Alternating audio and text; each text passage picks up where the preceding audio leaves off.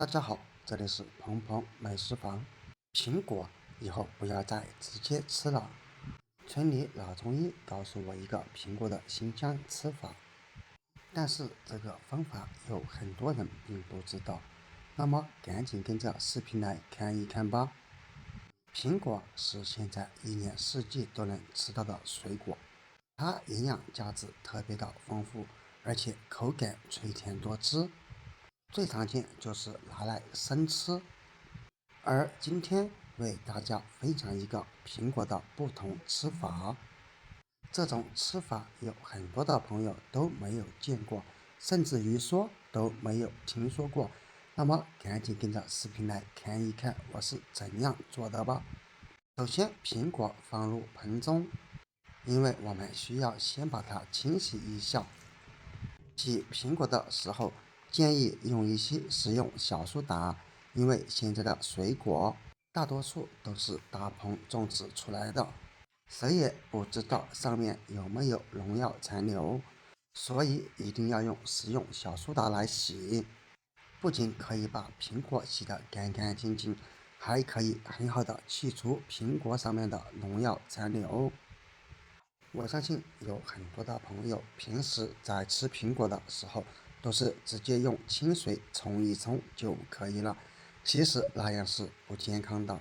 用小苏打把整个苹果都搓洗一遍过后，我们再用一勺水把表面冲洗一下即可。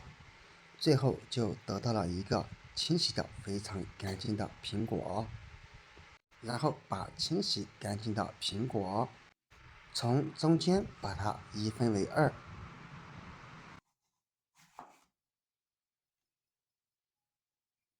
切开之后，我们最好是用刀把苹果当中的苹果核给它去掉，因为苹果核它口感非常的差，吃起来又苦又涩，而且还非常的硬，因此咱们一定要把苹果核给它去掉哦。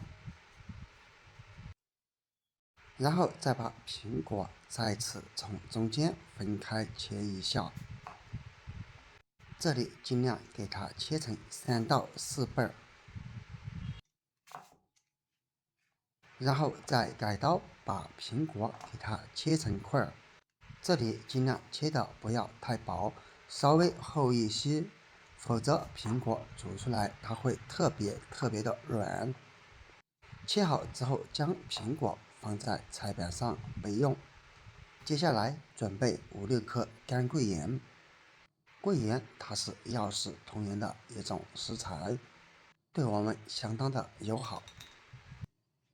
然后再准备3颗大红枣，红枣大家都非常熟悉吧，就不多做介绍。这里同样需要加入水把它们清洗一下。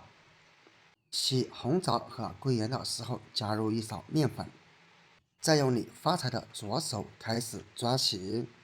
因为红枣和桂圆干表面可能有很多的灰尘，而面粉它的吸附作用是非常的强，用面粉可以把红枣和桂圆干上面的灰尘给吸附出来，这样才能把它洗得干干净净，用起来也会更加的健康，更加的放心。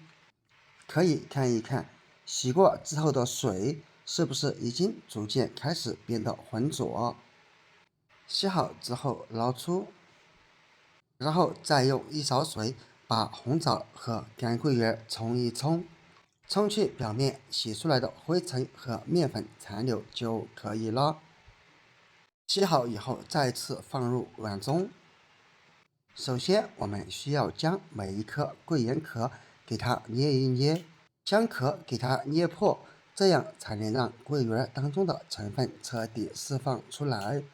有的朋友就会问了，为什么不直接将桂圆壳给剥掉呢？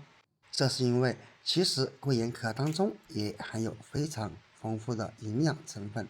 众所周知，因为干桂圆也有非常高的药用价值，直到将每一个干桂圆都给它捏破为止。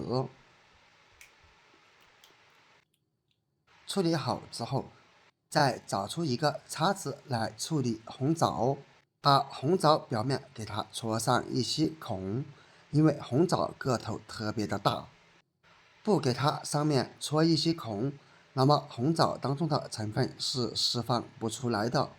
当然，如果没有这种叉子，用牙签来代替也是可以的，甚至于用剪刀给它剪成小块都是可以的，直到把每一颗红枣都给它戳上这样的小孔。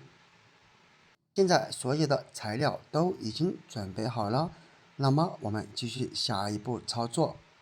没错，就是找出家里面的砂锅，因为砂锅保温性强，还可以锁住材料中的营养成分。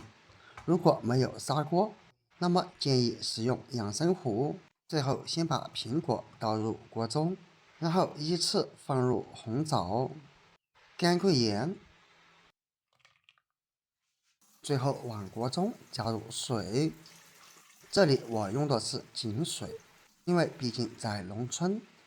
而如果你家没有井水，那么建议使用矿泉水或者纯净水，千万不要使用自来水哦。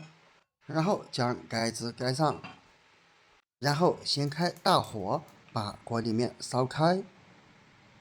锅中烧开以后，我们需要再用小火给它煮上12到15分钟左右。时间到了之后，关火，揭开盖子，你会闻到特别浓郁的味道。没错，就是苹果、桂圆以及红枣的香味儿。用勺子盛起来看一看，能够非常明显的看见里面的水已经被熬制成棕色，这就足以说明苹果、红枣和桂圆当中的成分基本上已经被煮至水中。那么我们就可以将其盛出，再慢慢的倒入碗中。记住，千万不要着急哦，因为砂锅煮出来的不仅锅烫，而且里面的这些食材也特别的烫，因此一定要小心慢慢的倒入。